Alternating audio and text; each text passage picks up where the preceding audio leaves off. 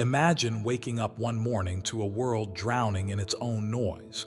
Everywhere you look, people are hemorrhaging their dignity. They are chasing phantoms, begging for a crumb of attention from people who view them as disposable. They have turned their souls into a marketplace where everything, their time, their peace, their self-respect, is for sale for the price of a moment's validation.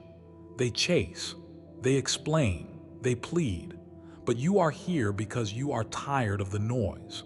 You are here because the part of you that used to beg is dying, and the part of you that demands sovereignty is waking up. This is the beginning of the Iron Stoic. This is not a lecture. It is a funeral for the version of you that was a puppet. We are going to strip away every layer of insecurity until there is nothing left but cold, hard, unshakable authority. To conquer the urge to chase, we must first understand the biology of your weakness. Your brain is wired for tribal survival. In the ancient world, to be ignored by the tribe was a death sentence. That is why, when someone pulls away from you today, when a message goes unanswered, your nervous system reacts as if you are being hunted. Your heart races, your palms sweat, and your ego screams at you to fix it at any cost. But the Iron Stoic recognizes this panic for what it is, a biological ghost. Marcus Aurelius taught us that the universe is change, and our life is what our thoughts make it.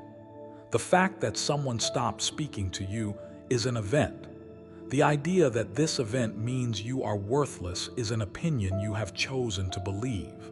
When you chase, you are attempting to solve a biological panic with a social surrender. You are telling your nervous system that your survival depends on a reply. It is a lie.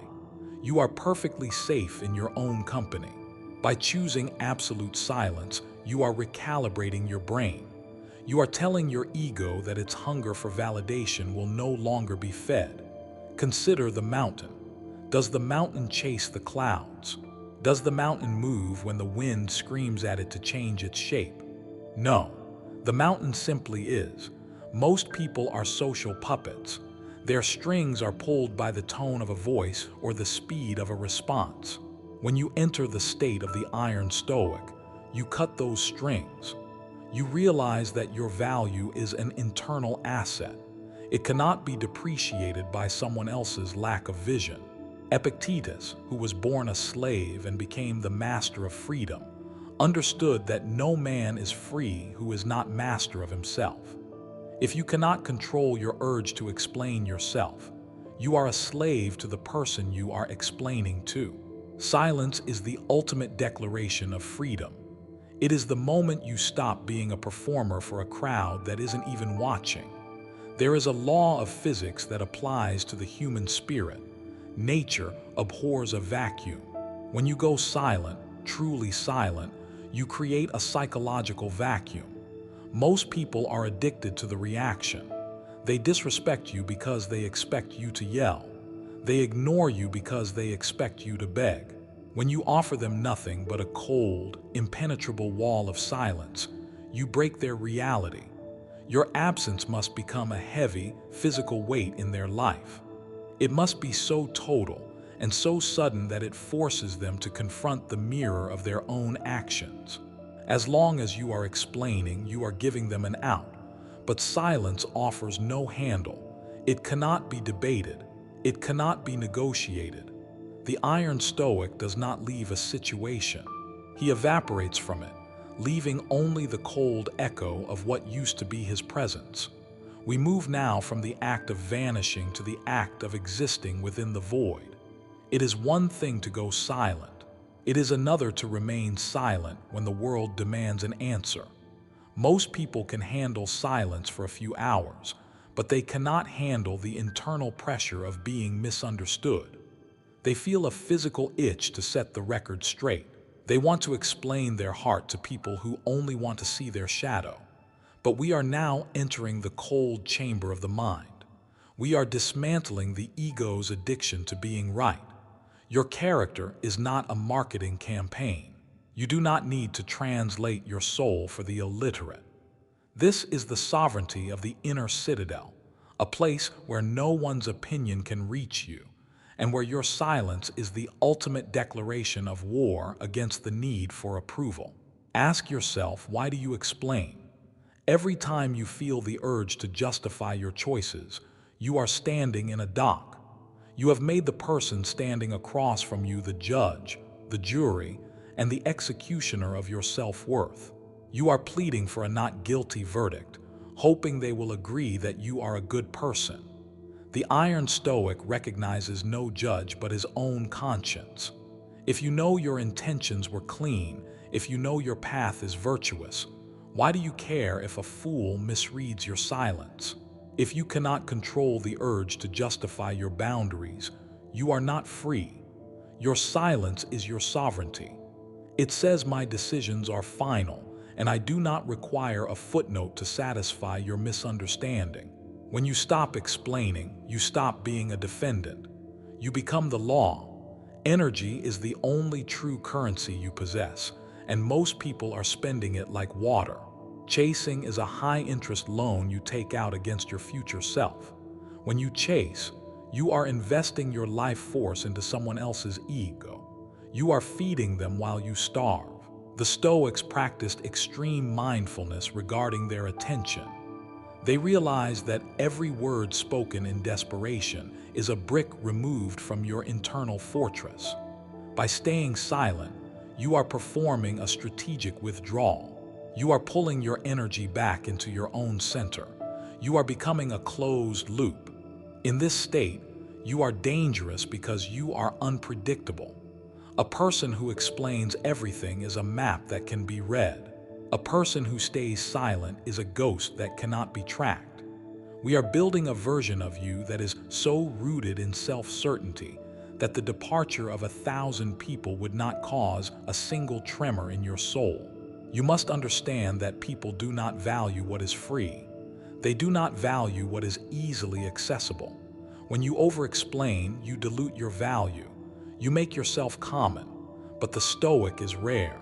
He speaks only when necessary, and his words carry the weight of gold because they are scarce. Your silence creates a mystery, and mystery creates respect. When you stop trying to convince people of your worth, they begin to wonder why you no longer care for their approval. This shift in dynamic is palpable. You are no longer the one reaching out.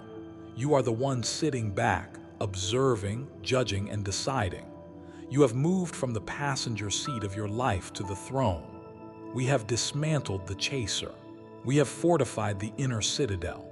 Now, we enter the final stage, the graveyard of the ego.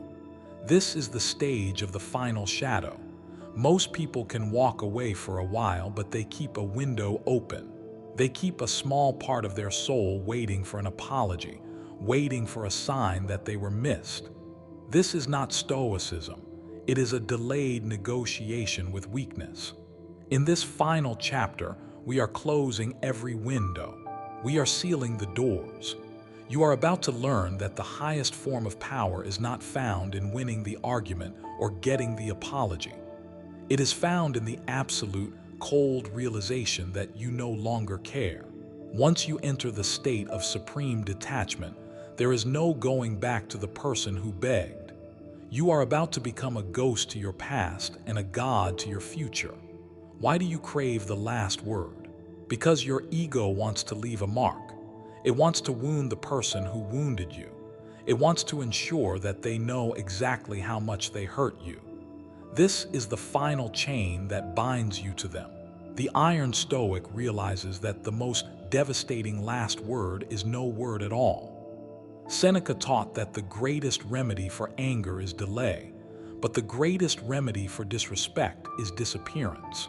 When you seek closure through a conversation, you are admitting that you need their cooperation to heal.